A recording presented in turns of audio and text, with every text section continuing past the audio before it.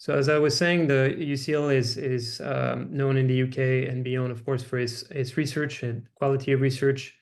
You can have a look at the Disruptive Thinkers video series that is available through the QR code that's on the slide. And you can see the various aspirations and sort of research of all the Faculty of Engineering's departments.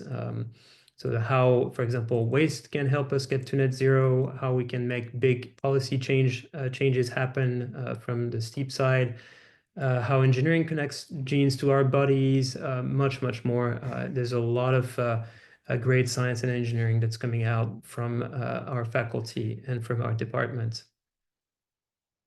So this was for a general introduction to the faculty, the university, the faculty, and now I want to very briefly address, of course, the careers aspect. At UCL, we have a dedicated careers team that is with you throughout your studies, and also probably very interesting to know is also available for you in the first 3 years after you graduate for all kinds of coaching and activities that will enable to get the job that you would like.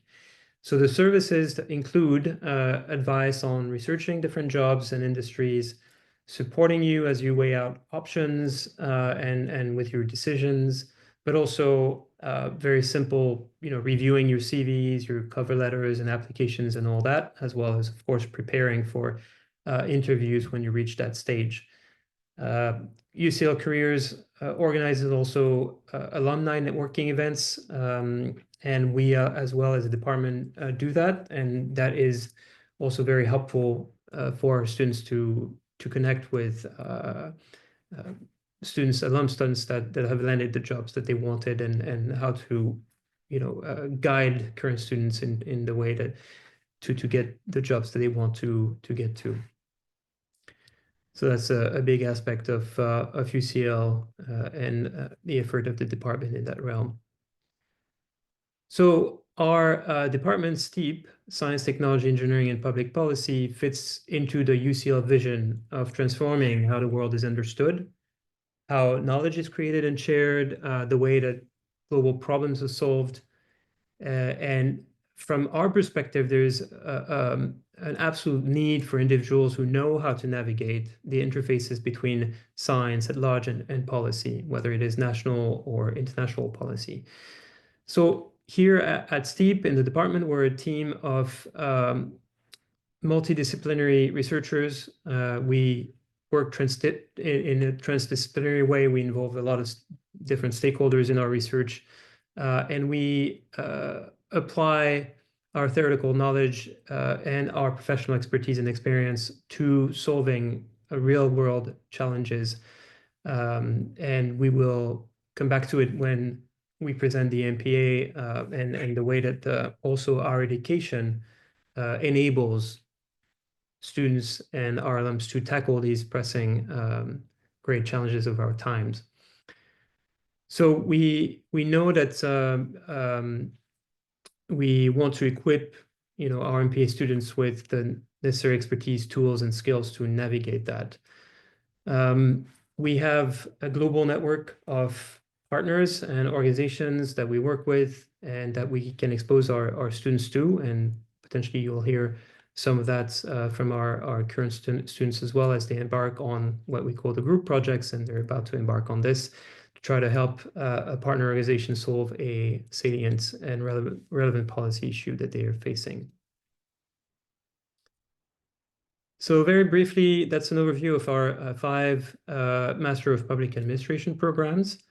So these are the way that you can specialize in different tracks or routes, as we call them.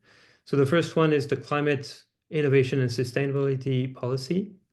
The second one here on the slide is Development, Technology, and Innovation Policy. You'll hear a bit more about it through Professor Mugwagwa, who will present this one, as he has been involved quite for many years in this one. We have the Digital Technology and Policy MPA as well, and I believe Jack is part of the Digital MPA. We have the Health, Technology and Public Policy MPA, as well as the Urban Innovation and Policy MPA. Anna, can you remind me which MPA you're part of? I'm also digital. Digital. Okay, great. So we'll come back to the MPA programs in terms of the themes and what the challenges they aim to tackle. But before that, I just want to give you an overview of what you will study. So the year comes in 3 terms. So in the first term, from September to December, you will study 3 core general modules that you will be with the entire cohort, so with all the 5 MPAs together. And the courses you'll be taking are policymaking. Second one is analytical methods for public policy. Third one is evidence for decision making. And of course, then your core root module that is unique to the MPA that you will be embarking upon. Then in term 2, you have a second core module from your MPA, and then you're at liberty to choose between 3 electives that we propose at STEaPP, or even modules outside of our department in the broader UCL, bearing in mind that, of course, this is, not if there's no clashes with any of your other classes and if you're accepted in those classes by other departments. And then in term 3, this is really the one of the major activities of the MPA is the final core project. You can also choose between a group or an individual project, and we can talk about that later on. So in terms of electives that we propose at STEaPP, there's a long list of electives, as you can see, that we can offer to our students. The ones with an asterisk are the ones that are core modules for each MPAs on every route, on every specialization. But also you see a variety of non-core route modules, from clean energy and development to meta science, to risk and safety, all the way to science funding and governance. So a wide array of choice here that you as a student have to choose from, 3 of them in your term 2. So in your term 3, then, as I was saying, you have one of the major components of our MPA, which really offers you the full MPA experience. And this is the group project phase, where here you see on the slide a number of organizations that we've been partnering with that have or had a policy issue that need the help of our MPA candidates to solve and to help them remedy. And you will be able to choose as best as possible the theme and organization that you want to partner with. And we try to make sure that you get the project that you want. And over the course of the project, you are able to apply a lot of what has been taught in the term 1 and term 2 classes in designing the project, designing the research, getting to the data collection, applying your analysis skills, your critical thinking, your written and oral communication. All of this helps you all the way to September to really put up a report that is of high use and relevance for the organization that you've been working with. Right. So this is about the studies. I'd like to emphasize here that in terms of the cohort, because our cohort is so diverse, international, with many disciplinary backgrounds, that you will learn from them as much as you will learn from your professors. And we've had over 400 graduates for more than 40 countries. And maybe here I'd like to pause just a little bit and maybe let Anna and Jack come in on maybe their experience of the cohorts very briefly in terms of the diversity that you're seeing around you. So maybe just a few words, and then we'll take it again in the Q&A, Anna and Jack. Yeah, just quickly, I definitely agree that you probably learn the same amount, if not more, from your peers. It is a very diverse program. Jack and I are really not representing it. But yeah, I've met people from all over the world, and they've taught me so much about kind of the both the technical kind of background of how things are done, because it's both diverse in terms of countries, and then obviously in terms of how people approach the issues that we're talking about in class. So it's just been a really interesting experience that I have never had before. So yeah, Jack. Yeah, I definitely agree. I think like everyone coming from their own country is like a political geek about their own political system. And so it's a great way to just be exposed to how policy is made in different places, how government works, how politics is done in different places.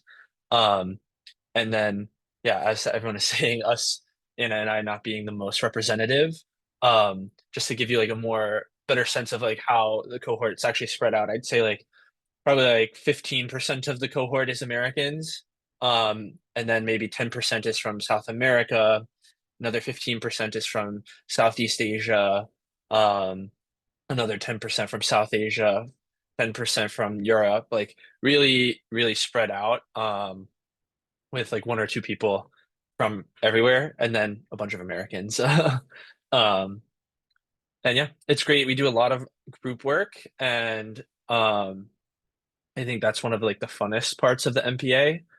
Something I've said before is like there's no one in the cohort that I would be worried about being put on a group project with. Like everyone is very serious and committed to the work and like capable. So it's a great group. Great. Thank you both for this these testimonies. I mean, I think a lot of our students also have mixed backgrounds in terms of where they come from, where they feel they come from.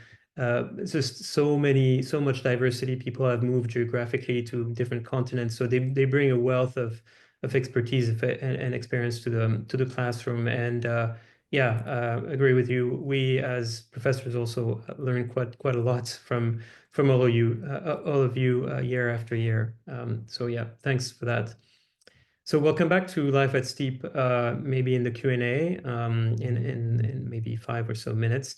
But before, I'd like to introduce the various different MPAs. So again, maybe for those of you who have joined us online for this open event, maybe you can put in the chat which MPA track you might be interested in, so we have a sense of your interests in this session. And also if you can, yeah, what's your background, where you're coming from, and so on, if you'd like to share. Alan and Julius will be monitoring the chat. So let's talk a little bit about the various MPAs. So the first, in no particular order, first MPA here that we'd like to introduce to you is the Development Technology and Innovation Policy MPA, which is led by Professor Jakob Mulugeta and Professor Julius Mugorwa. So because Julius is in the room and he's been involved in this MPA for a long time, I'll let you take over, Julius, for this particular part of the MPA. Right, thank you, JC. Yeah, just to concur with what you were saying, that we learn a lot from the candidates or the students as well. And we always like to call it a core learning journey. So we really look forward to that every year, you know, new people that come in and how we get to learn from each other, really. So you'll see from the titles of the MPA pathways or the MPA routes that it's really about us as a department being very bold and being very ambitious about these real world challenges, these big domains where there are real challenges, but there are opportunities as well. So development, technology, and innovation policy is one of those big areas.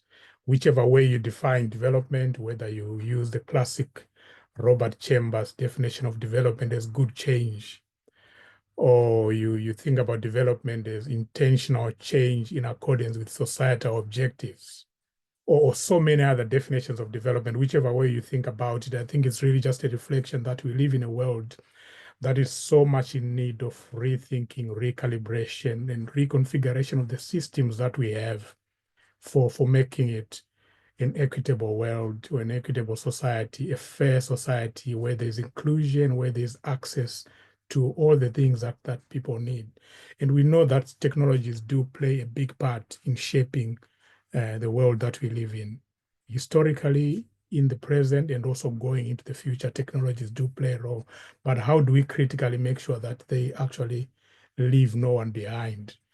Sustainable development goals are saying that we need technologies, but how do they actually develop in a way that is inclusive, in a way that makes whatever products come out of those technologies more appropriate, and not actually create disparities and even further harm.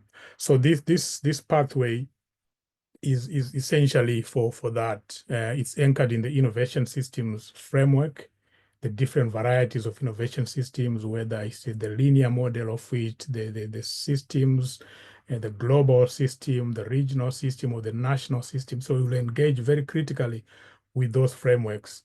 You'll also engage with a lot of empirical material as well. And one of the things that we highlight is, as Jack and Anna were saying, you draw on expertise and experiences from your own country of origin or any country of interest for you, and really push back and explore those different concepts to see how they actually make sense in the society that you know very well about.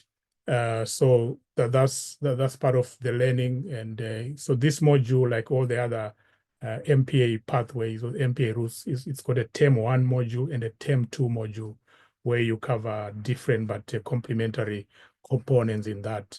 Of course, there will be an assessment. In both terms, you write an individual paper, you also write a group paper, you do some class presentations, you do a bit of field work. So there's a lot of assessment that will go alongside the learning that you'll be undertaking. So let me pause there. Back to you, JC. Yeah, thank you, Julius, for the presentation of what we call DTIP in our lingo. Thank you. So now we'll briefly introduce the Digital Technologies and Policy MPA on behalf of the MPA leads, who are Dr. Jesse Sowell and Professor Irina Brass, and maybe I'll let Anna and Jack say a few words because they're experiencing that route now. So let me just give you a sense of what the Digital Technology and Policy MPA is about. So it's really about reconsidering approaches to policymaking in the rapidly evolving information age. So as we all are acutely aware, digital technologies are everywhere and they're changing our world very, very fast. And policy is often lagging behind. And that is valid at every scale, from city all the way to the international scale. The last couple of years, I've seen, of course, all the AI issues come up. So I think it's quite self-evident for everybody here what we're talking about. And digital technologies are cross-cutting. They affect the global economy. They affect national security, all the way to healthcare, employment, and human rights. Right. The MPA here will focus on many of these different technologies. You cover a lot of them, from the technical aspects of them, maybe in the beginning of the year, and then second part of the year, more societal challenges, regulatory aspects, and so on. But it covers, from cybersecurity to IoT to privacy, data protection, AI, and all the way to adaptive governance and cooperation in the realm of digital technologies. So our researchers are really famous in their research. You see a few of the reports that they wanted to highlight, working with different organizations and making a real impact in terms of policy changes around very crucial issues that involve digital technologies, as you can see on the slide.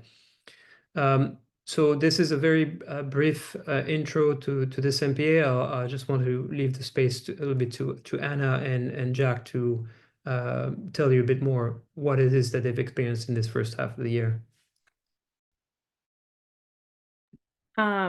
Yeah, this is actually where Jack and I can bring two different perspectives for the first time. But I came in from more of a policy background, whereas Jack came from more of a technical background. So for me, this route actually kind of opened up my eyes into more of the tech specifics and the details of it all. The first course, as JC had mentioned, is more of like the general foundations of digital technologies. And that one will just kind of bring you up to date with where we are currently in like how tech is designed, what is the underlying structure, how it all works. And then the second part, which we just started last week with Arena, it is more about that regulatory perspective. And I have learned so much from both, even like a week in with the second semester. It's just been a great experience for someone who's coming from like a policy background. And then Jack, if you want to share yours. Yeah, yeah. So I was an engineer at Amazon for 4 years before starting this program, and coming to focus more on the policy side of technology has been really refreshing for me. I think, as you could probably imagine why. Um, but yeah, I think that sums it up. Like the first term, we're really thinking about like how does technology and like digital technology work just in terms of like systems thinking and understanding the different control points and ways that technology is designed and could be regulated. And then in the second term, yeah, we're focusing much more on um, the societal side of things. Obviously, like everything is super relevant to anything that is going on in the world. So I am a news junkie myself and follow technology policy like super closely, and everything that we're doing in class is incredibly relevant to what's going on in the news, this TikTok nonsense, anything that is going on with where the billionaires are sat at the US inauguration from the other day. Like it's all kind of relevant in different ways. And I think like people in the cohort all have kind of very realistic perspectives on how the world and technology has been regulated today. And how it like actually could be a lot better. And so it's a good group and good course. I like it. Thank you, Jack. Yeah, glad you like it. Great stuff. Thank you very much, Anna and Jack for this. So let's we'll come back to the Q&A in a minute. I just want to also introduce the Health Technology and Public Policy MPA, which is co-led by Professor Mwebwa and Professor Sarah Edwards. So Julius, maybe back to you on this one as well, because you're the co-lead on this one. Great, thank you, JC. Yes, the Health MPA, it's one of the newest MPA routes in the basket or in the offering. Again, our ambition as a department that health is a big issue in society. There isn't much that you can do without good health, and so it is important, therefore, that we've got professionals that are able to make the right decisions concerning how people can access healthcare without suffering financial hardship, accessing healthcare at the time of need, at the point of need, and then all those very critical elements that should come together when your health has been disturbed. So this is what this MPA is about. It's really about just putting health at the center of decision making in different countries or all over the world, really, because there are health implications from any sector, whether it's the construction sector, the transport sector, the agriculture sector. There are health implications of the decisions that are made in those different sectors. So we critically examine all those different aspects, and we anchor most of our thinking, both in term 1 and in term 2, around the building blocks of a health system. Like any system you can think about, it's got building blocks, and the health system is a very complex, adaptive system with building blocks that hinge around the hospitals or the healthcare facilities. It's also about the workforce. It's about information mechanisms, which is where the digital tools will really come in. It's about medicines and vaccines and then other medical products. It's also about governance mechanisms. So what kind of innovations are happening in all those which actually make healthcare systems relevant, effective, appropriate in different parts of the world? And the way health systems are designed is not going to be the same. We've got the US healthcare system, for example, which is very different from the UK healthcare system. It's different from healthcare systems in Africa, in Latin America, or other parts of the world. So how do we make sense of all that? How do we draw lessons for different countries? So we will go through those different aspects in the 2 terms. drawing from different concepts, but also engaging very critically with the health systems of different countries. And then there will be assessments, of course, and but part of the learning also involves a lot of fun with guests that will come from the national healthcare system here in the UK, for example, people coming from industry. Like I've worked in industry myself, in the pharmaceutical industry, so I've got connection there. So bring people from industry to share, and people in research and people from the healthcare system as well. So I think I'll end it here, JC. Back to you. Great, thanks, Julius, for the overview on the health tech and public policy MPA. Let's move to the Climate Innovation and Sustainability Policy MPA, which is led by Dr. Adam Cooper. We are, as you see from our MPAs and research that is informing the education, also really addressing and tackling deep societal challenges and wicked problems, as we call them. And of course, climate is one of them. The threat of climate breakdown is an absolutely real and present danger to all countries around the world.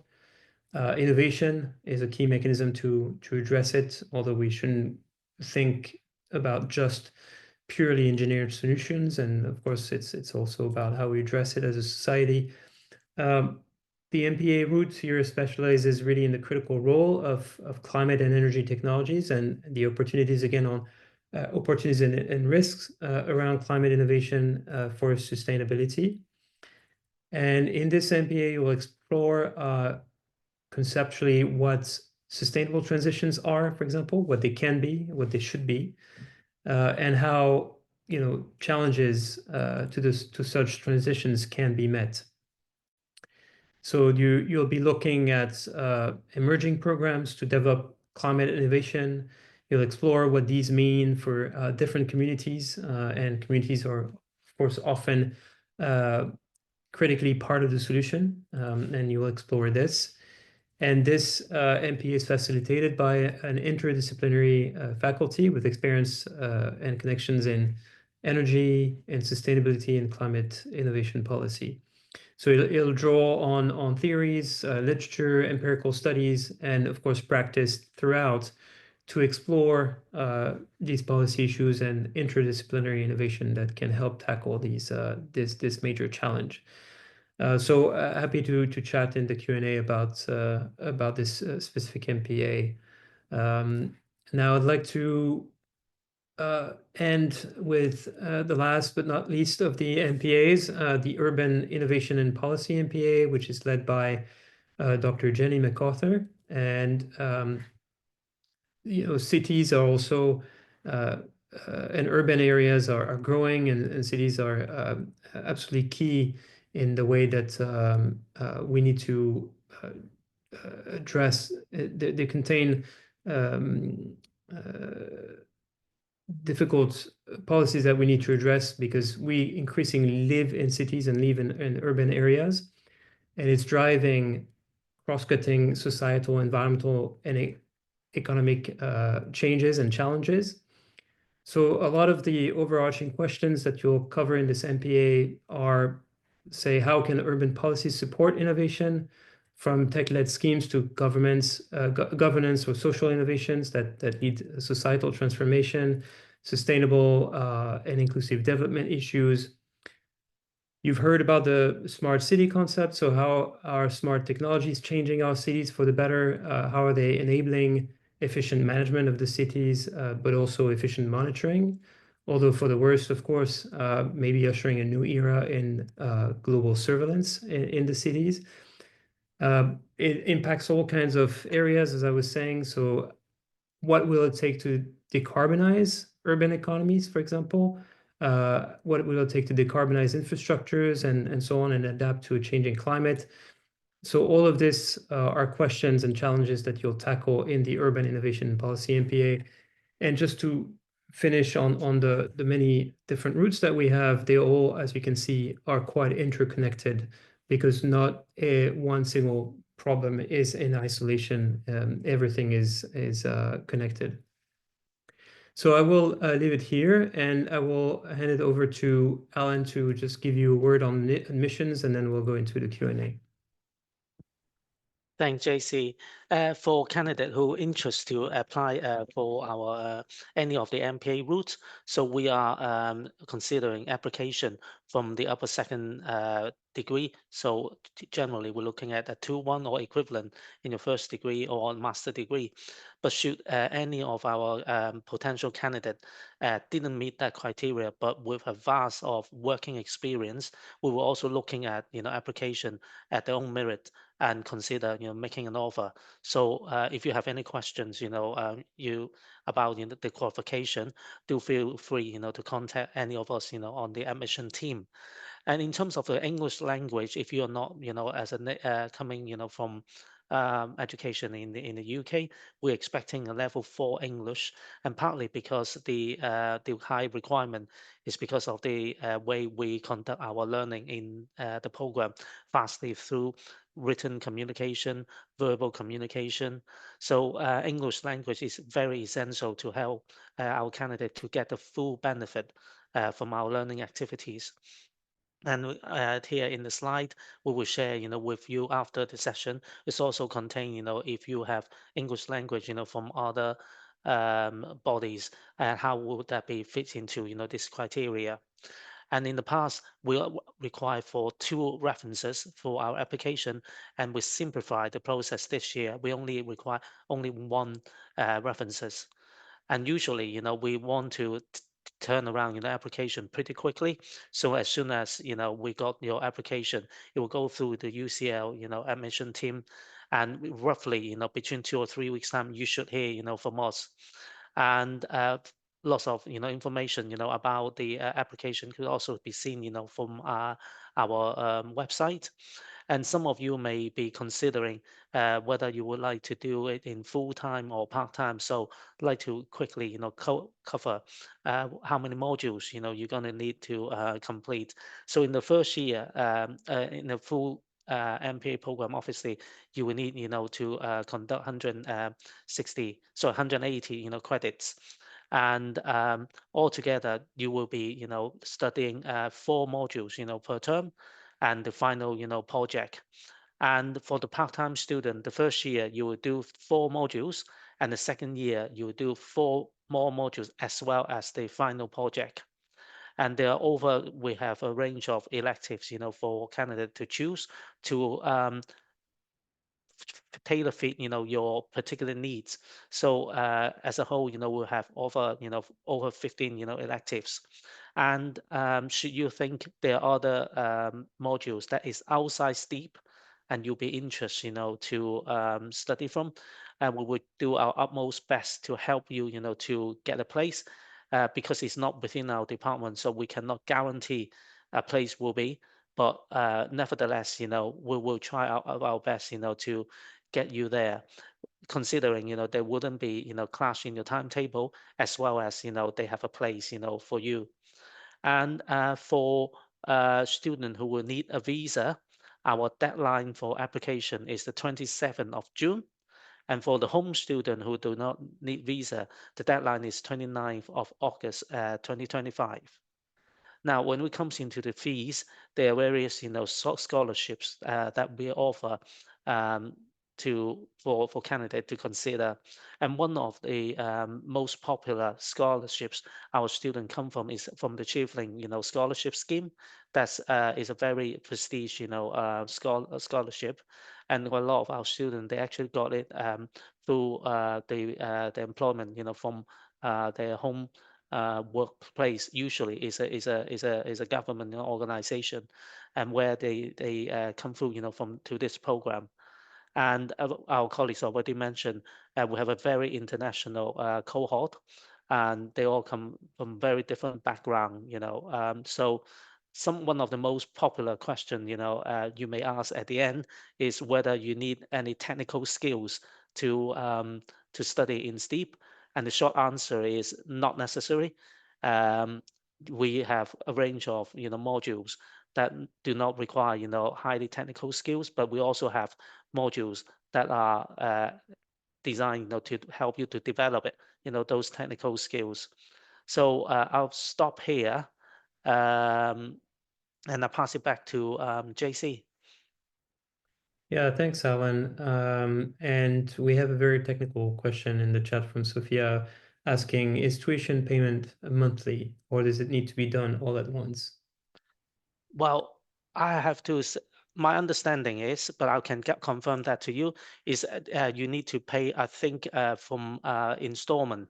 So I think it will be the first installment need to be paid by December. But I'll get back to you on this. Maybe our STEaPP representatives could elaborate on that. I think so. Basically, I think there's thirds of installments expected throughout the year. You have to pay a third by middle of October, I'm pretty sure. But I think that you can work with the office in terms of like how to work it out. And yeah, we can find more information for you on that. Great, I think I'm thanks. paying mine in 2 installments because of how US federal loans work. I think it's really a case by case basis with the university. Great. Yeah, thanks, Anna and Jack. Yeah, so I guess we're moving into the question stage anyway now, and you can see them coming through the chat. And you're welcome to just unmute yourself at this stage and just ask your questions. But I think there was another question about how many students are applying each year, how many students are accepted. I guess it depends. It depends year after year. It depends, of course, on the quality of applications and so on and so on. Our cohort vary across all, I mean, counting all the 5 MPAs, it can, so this year I think it was about 55, right, Jack and Hannah? And in past years been, could have been varied from 40 to, 70 or 80. It depends. And similarly, in terms of application numbers, it varies as well. Alan has probably better figures. Can you remind us? Overall, last year we have roughly about 280, application, and so we make usually around 1/3, of the application for offers, and many of these offers, obviously, is up for student, to grasp, but we don't actually have a cap on to say, each route, how many application will be, and a lot of our decision is based on the quality, of student rather than the numbers that we are chasing. Yeah, great. I hope that answers your questions. Feel free to, again, unmute and just ask. You don't have to turn on your camera if you don't want to. Otherwise, we can take the questions in the chat they're coming through. But maybe I'll while you're thinking about questions, maybe Jack and Anna, would you maybe give us an idea of what it is to be at STEaPP, like just from your term 1 experience, I guess. Anything that you would like to remark on that might be of interest to prospective students that you wish you had known, or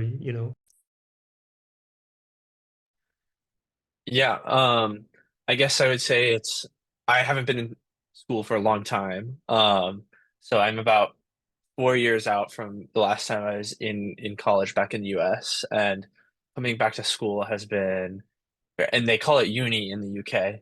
School means before before university, but I haven't onboarded fully yet. It's American in me. Um, Coming back to an educational environment has been a big change. It is extremely busy, busier than I've been working, because I mean, working, you're doing something for someone else, and I feel like I'm working for myself right now.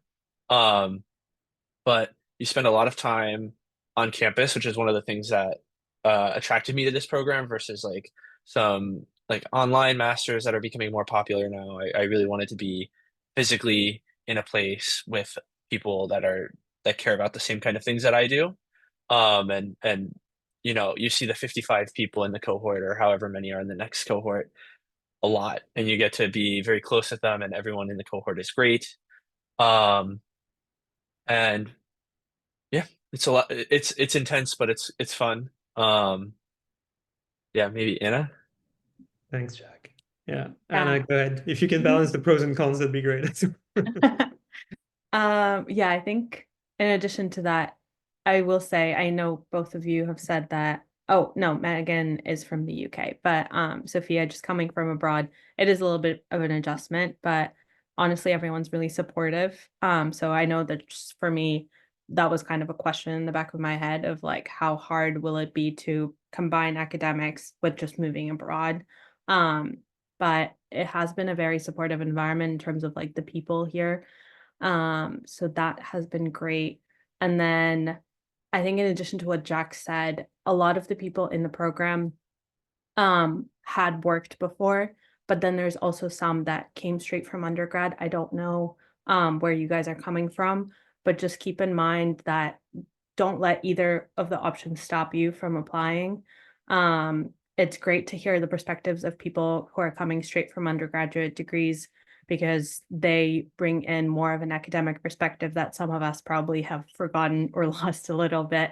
And then people who have been working for the last 10 years, they obviously bring in a variety of experiences that some of us who are like mid-level careers have not had before. So there's just a lot of variety and there's so much to learn. And it's kind of what you make of it, because honestly, it's just kind of like the more questions you ask of people around you, the more you're going to gain from the program. And I know that's going to be different or that's going to be the same for any graduate program, but I think at STEaPP, the environment that this group has created is it's very kind to you that way, where it's very easy to just talk to people and learn as you go. So yeah, it's been good. It is hard. Just It is calling that out. intense. Intense, Yeah, but good. Good, you're but not gonna intense. rest, but you'll learn a lot. Good intense, good intense. Good Yeah. intense. Great. Thank Yeah. you, Anna and Jack, for that. Very, very useful, I'm sure, for Sophia and Megan. So yeah, yeah, there's also thanks, Alan, for answering in the chat as well on the installments. Any questions at this stage? Any questions on the various MPAs? Any questions on admissions, on life at UCL in the UK? Anything that you're curious about? I'm going to reshare also the presentation just so you know how to contact us and stay in touch. If you need to contact us, our lovely professional staff is always quick to respond. So, and of course also our academic staff, maybe a less less quick to respond, but we will respond to you. All your queries that you may have about the various MPAs. JC, Yes. would you mind maybe sharing some info about the type of student that they graduate, the types of jobs that they get? What do you think they are? Yeah, so I mean, there's a large variety of careers that MPA candidates undertake after our program. You know, quite a few, and of course, Jack and Anna, please feel free to jump in. But you know, a few of our candidates come from ministries and governments, and their own countries' government. There's quite a few of them sponsored by their own countries, and some of them will continue to be civil servants and go back to their countries and serve in their various ministries, and they come to really study that intersection of science and policy. But there are many different careers afterwards. We know, you know, quite a few of our alums end up going to work at in policy positions in big tech firms, whether it is in the UK or elsewhere. They go work in think tanks on particular science policy relevant issues. Some of them work at the Royal Society here in the UK and other think tanks on various different topics. And of course, international organizations as well. Although we all know it's very hard to get into international organizations, there are some that make it. And eventually, of course, NGOs, civil society organizations, that's also a big one. So it's a vast array of careers after the MPA, all of which are at the intersection of science, technology, and policy. I noticed one of the interesting find, when looking at our alum profile, because when we talk about digital routes, we all naturally think, they will be going to the big tech company, but I noticed quite a few of our alum, they actually end up working for finance company, insurance company, Yeah. but they have the digital, background. So there, in some way, there's not really a limit of the type of job that they are getting.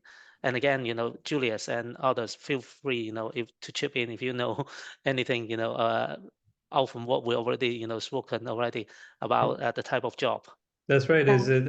I think Alan, you were very right to say a word about industry. Of course, this type of knowledge and skills that is important in this MPA is cross-cutting and sought after by industries in various ways.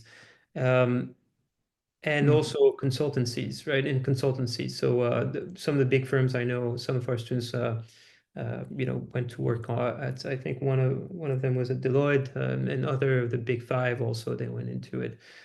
For these, you have to start early in your application process. Like as soon as you start, the STEaPP program, you need to start the sort of the interview processes for these ones. But yeah, some of them do. Interesting for maybe Jack and Anna and others here to hear. Actually, 3 years ago, I saw this very recently. This post recently by a U.S. MPA alum of ours who went back to work for the government, the Biden administration, and because of the rotation in administration, that's why he was posting, and he posted a photo of him shaking President Biden's hand after serving for 2 years at the White House Office of Science and Technology Policy. So it leads everywhere, right? But wherever it leads, whether city, regional, international level, always a big impact from the candidates, and it's really wonderful to see the change and impact that they have in the world 2, 3, 5 years down the line. It's amazing. Julius? Yeah, I was just going to add to what you've both shared, really, in terms of where our graduates go. So many different directions. I know we're talking public admin, but some going to the private sector as well. We've got someone who's working for a pharmaceutical company, straight from the MPA. We've got some that have gone into the UN system, the World Bank, and other places. And also, I think one very crucial point to raise is that whichever pathway you take, or even the elective modules that you take, they really do not constrain you in terms of where else you can go after your graduation. But one quick example I can give is, for a long time, we didn't have the health MPA as an example. But a lot of the graduates that came out of our digital program, our development program, even some of the earlier programs we had, actually ended up working in the healthcare sector, like for the Wellcome Trust, for Cancer Research UK, for RAND Europe, some of these big organizations that work on health.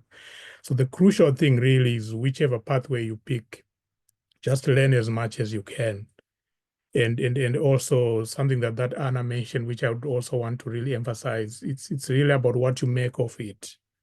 What you make of this journey is really going to define where you go from here. You create your own pathway. So as soon as you land, engage with the faculty members, engage with the professional services colleagues, people that support and run the program, engage with them and get as much from them as possible.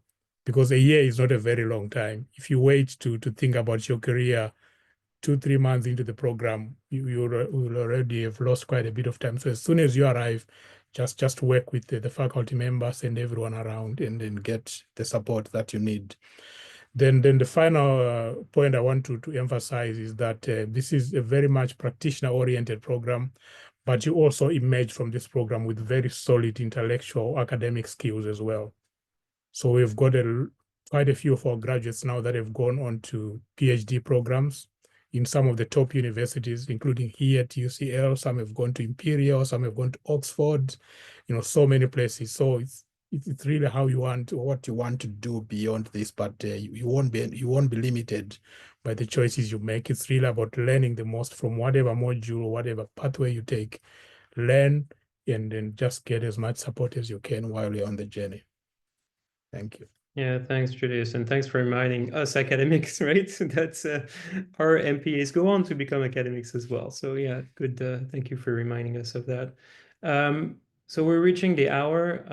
If there are there any further questions for Anna and Jack as our current students, or academics as Julius and myself, and professional services represented by Alan here today? Otherwise, you know, you can reach us anytime. I want to thank Anna and Jack for being here with us today. Thank you very much for giving your time. Very much appreciated. Thanks, Julius and Alan as well for being here. And yeah, any questions you have, send us an email at STEaPP and we'll pick it up. Thank you very much. Thank you very much. Really helpful. Great. Thank you. Here. Thank you for the feedback, Megan. Thank you. Feel free to add me, and I'm sure Anna would as well be welcome to adding on LinkedIn if you ever just want to talk to a student. Yeah. By the way, yeah. And we Great. also, for people who are interested in other routes, we can always connect you with someone there as well. So just let us know. Great. Yeah, if any one of you would like to get in touch, with the route lead directly, and again, feel free, just go through the STEaPP.admin administration email, and we'll put you, directly, to the route lead that you would like, to speak to. Great. Good stuff. All right. Thank you all very much. Yeah. Yeah. Thank you, everyone. Don't hesitate to be in touch. Thank you. Bye. Bye.